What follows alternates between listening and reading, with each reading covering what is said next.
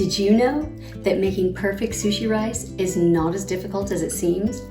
There are a few tips and tricks to making perfect sticky sushi rice that tastes amazing. And today I'm going to show you how I make perfectly prepared sushi rice for these rainbow rolls so you can make and enjoy your own delicious sushi anytime, right at home. Let's do this. So first, you want to make sure you're using Japanese short grain rice, which is usually labeled sushi rice. This rice is very glutinous, not to be confused with gluten. Gluten is the starch that gives rice its stickiness.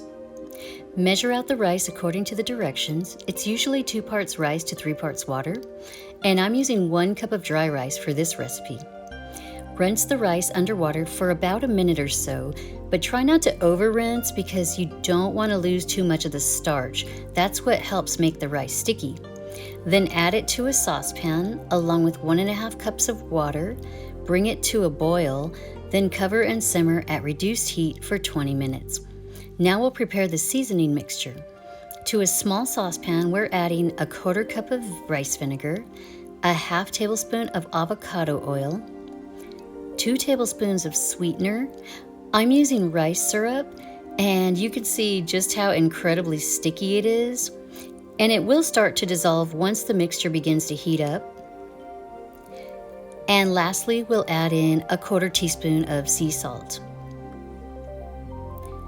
And I'm just going to cook this over medium heat until the mixture is homogeneous.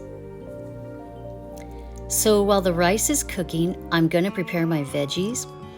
And I am loving eating sushi with these ultra-thin lemon slices from the mandolin. It's my new favorite way to eat sushi. And this lemon is for the avocado slices.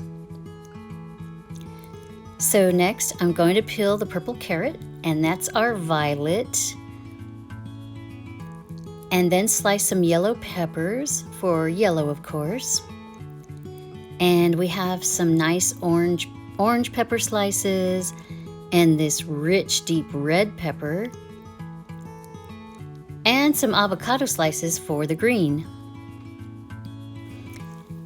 After the rice is finished cooking and sitting for another 10 minutes, you want to fluff the rice to kind of aerate it.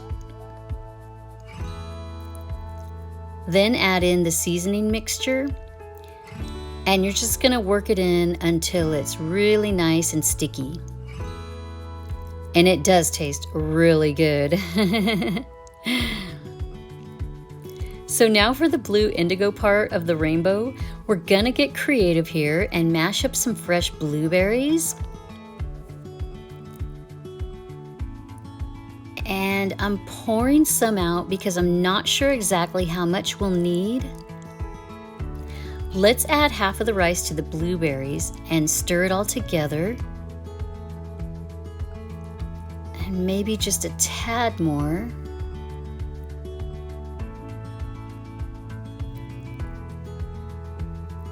And that's better. My crazy idea worked. Now we're ready to make our sushi rolls. And I have a funny little story to tell you about blue rice. So in my punk rock days, I used to bleach and dye my clothing a lot. And this one time, I used my grandma's stock pot to dye a dress blue. And I guess I didn't do a very good job of getting all the residual dye off the metal surface inside the pot. And so we're having this big family dinner, and everyone's sitting at the table kind of just staring at their plates. And finally my uncle says, "Why is the rice blue, Mom?" And my grandma is like, "I don't know, maybe it's the brand I used. It's called Blue Rose."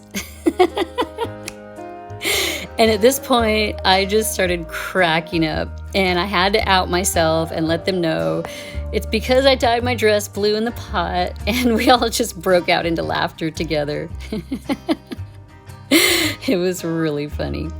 And now here I am trying to make blue rice intentionally, which has actually turned out a little more purpley, but that's okay. I'm still a good person. Maybe I should have used Grandma's Blue Rose rice brand. Oh well, there's always next time. Anyway, I'm actually loving the color pop. This was really fun to make, and I'm sure it'll be fun to eat as well.